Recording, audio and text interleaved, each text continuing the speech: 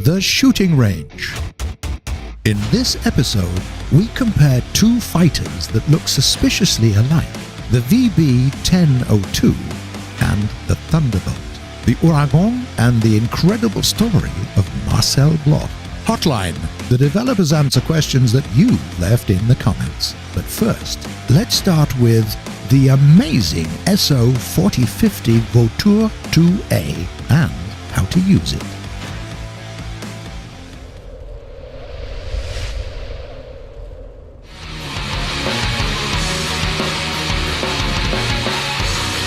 Last time we told you the story of this top-tier French bomber. Today, we take a more practical approach. Let's see how to fly this thing. A small disclaimer, you can't use this beast in mixed battles. Yet. But one day. Okay, what do we have here? Amazing max speed, less than impressive maneuverability, and a lavish array of bombs and rockets to choose from. Basically, everything you'd expect from a typical post-war jet bomber. But there are a few important things to consider. First, the aircraft is very heavy, especially when it carries the full load of its explosive presence. It takes a while to reach its top speed, and even at 700 kph you are still an easy target for enemy fighters and SPAAGs because of your massive size. Second, if you opted for a dive, be ready to pull up at around 700 meters or even higher to avoid turning your aircraft into an expensive pile of scrap. And don't rely on flaps in this case.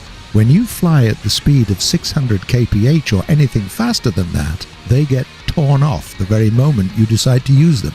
Be very careful. Third, when people see the things this bomber can carry, they tend to immediately forget all the bad stuff. Just look at this. Want to go ham on rockets? Okay, no problem. There are 3 different types to choose from. Rockets aren't your cup of tea? Okay. Load some bombs. There are options for every taste. Want a balanced payload? Here you go. All in all, there are 19 payload options. By the way, if you like to use bombs but aren't an expert, get some 750-pound ones. You'll get quite a few of them, which means more chances to hit designated targets. If you're more of a rocket kind of guy, or gal, we suggest that you should take a look at the options that allow you to take 24 T-10-151 rockets and 76 SNAB Type 23 rockets. They are awesome. The former are great at piercing armor. They're bigger and make a bigger boom. The latter requires some precision if you fire a single rocket, but there's no need to do that, as you can shoot dozens of them. Some of them will find their targets. Just saying. These little babies are a lot of fun to use. Not enough for you? Still need more DACA? Okay. There are also 4 amazing DEFA 551 cannons that are ready to shred through most things. Planes and lightly armored SPAAGs are all easy prey, that's for sure. One last thing. Even though most payload options look great on paper, some of them will make your bomber very, very heavy. Trust us, you don't want that. Shed some weight, and you'll have much more fun flying this beast. The French aviation tree partially consists of American aircraft, but there are some French planes that are quite similar to the Americans when it comes to their class, battle rating, and purpose. We've decided to compare 2 of those aircraft, the VB-1002 and the P-47N-15.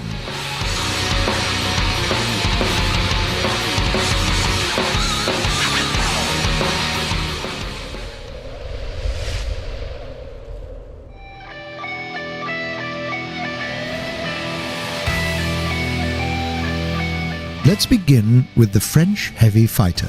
It's an elegant machine with guns that shoot 9.5 kilograms of death in a second, which is more than impressive for a bird at BR 4.7. The speed is also pretty good. Furthermore, the plane can survive 800 kph, and here's where we find the problem. The engine. or to be more precise, its radiator. It doesn't work well on any map, except for the winter ones, so the engine overheats very fast during accelerated flight. It isn't very good at maneuvering, but on the other hand, it can dismantle anyone and anything in frontal attack or while boom and zooming. Now, what about the other contestant? The Thunderbolt seems to have better flying performance, even though the speed is pretty much the same. It can pull off some very fast maneuvers, especially at altitudes over 6,000 meters. Also, the whole thing doesn't fall apart even at the speed of 930 kph. But it only has 8 Brownings against 4 20mm cannons of the VB-1002, accompanied by the same Brownings. Still, the American wins this one because of a very important difference. The Thunderbolt spawns in the sky, while the French aircraft has to start the match on the ground.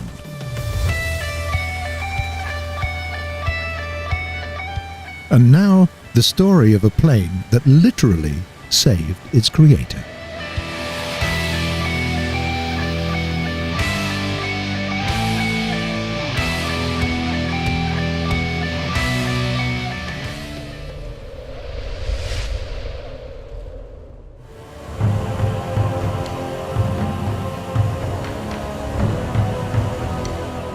Marcel Bloch was dying.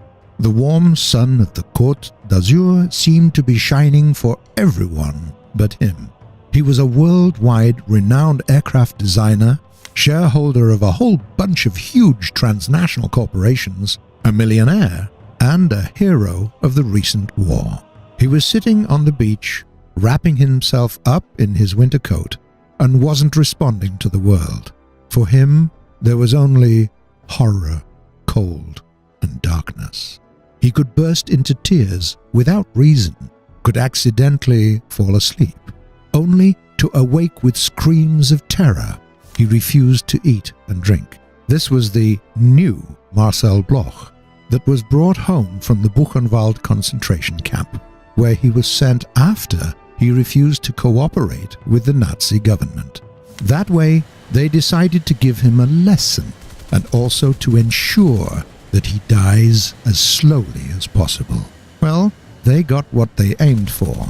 By the middle of 1946, Marcel Bloch was slowly dying and almost never left his bed. At the same time, the French aviation industry was quickly returning to its pre-war roots. Half-nationalized regional unions presented their first jet prototypes, and each one was worse than the previous one. They began to fight for the funds again, and give a lot of bribes to the ministry clerks again. Meanwhile, in other countries, the aviation technologies were booming. France, that was damaged enough by the war, couldn't survive a slip like that.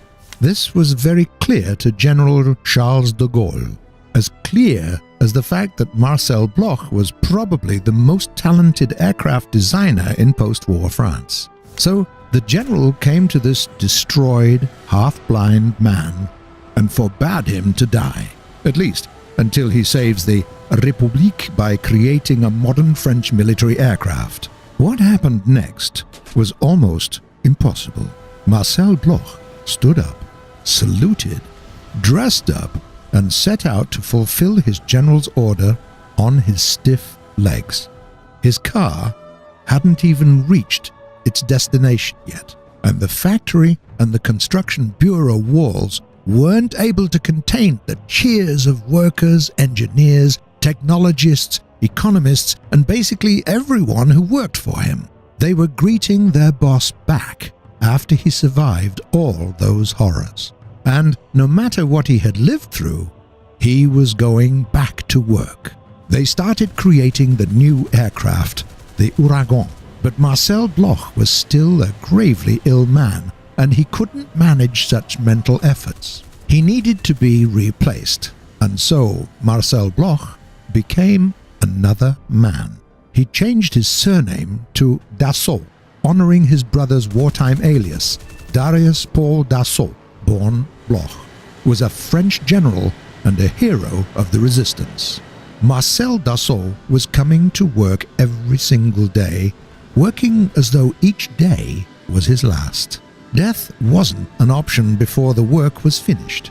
To survive, he went through several surgeries, overcame the horrible pain, started doing medical gymnastics, and always worked like crazy until he and everyone else couldn't even move. The new plane didn't contain a single experimental idea. No surprises, only the good and tested principles for a reliable mass-produced aircraft. But the key elements and details were designed to last under enormous pressure, and if needed, they could be easily rearranged. That way, Dassault left himself enough space for future modifications. The armament was chosen to make the plane as multi-purpose as possible. There were 4 20mm cannons and a wide range of missiles and bombs. The aircraft was also easy to maintain. As for the wings, technically they were still straight, as in subsonic models, but they themselves seemed to beg to make them swept. Marcel Dassault knew he would grant his jet firstborn's request very soon. But to make a second step, he needed to complete the first one.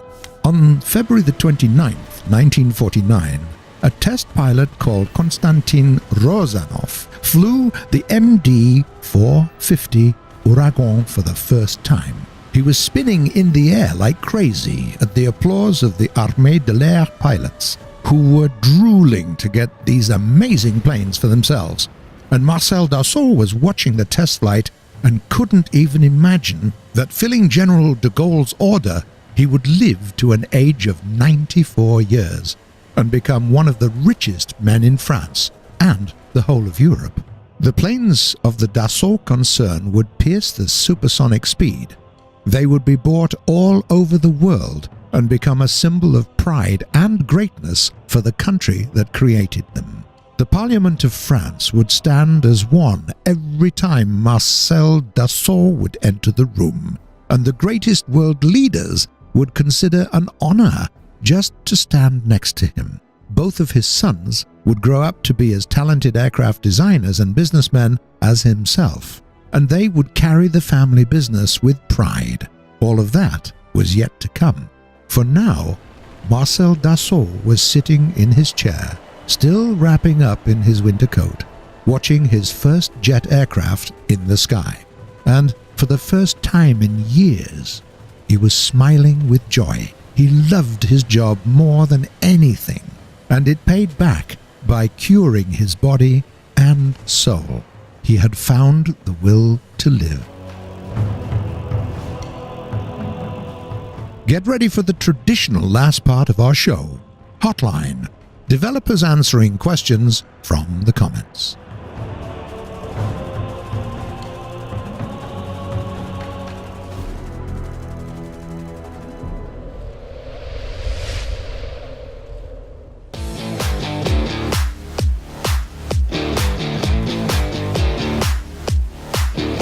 The first question comes from FireRate233. Will Japan get Tier 6 tanks? It totally will, mate. We'll give more information on our site, so wait for the news. Finn Thorming and a lot of other players ask, "Hey Gaijin, will we ever see German Sturm Tigers?" It's not in our nearest plans, that's for sure. This one is quite unique, and if we decide to add it, it surely won't be suitable for the usual research procedure in the tech tree. It will probably be more useful as a part of some event, or just for the collection. We'll think about it. And then there is another popular request from Kroll Patrick and others about the fate of Object 279. Hey guys, this also is not one planned for now, but maybe we will return to it later. The last question comes from Augustin Garcia. How much Begleit would Begleitpanzer if a Begleitpanzer could Panzer Begleits? Our scientists will start battling this problem right after they find a way to translate pans as a verb. But when that happens, we'd say it could pans all of them Begleits if it wants to. That's it for today, but feel free to write your questions in the comments below. We do read them all, and you might see some of them answered in the next episode. If you like what we're doing, don't forget to subscribe to our channel. See you on the shooting range.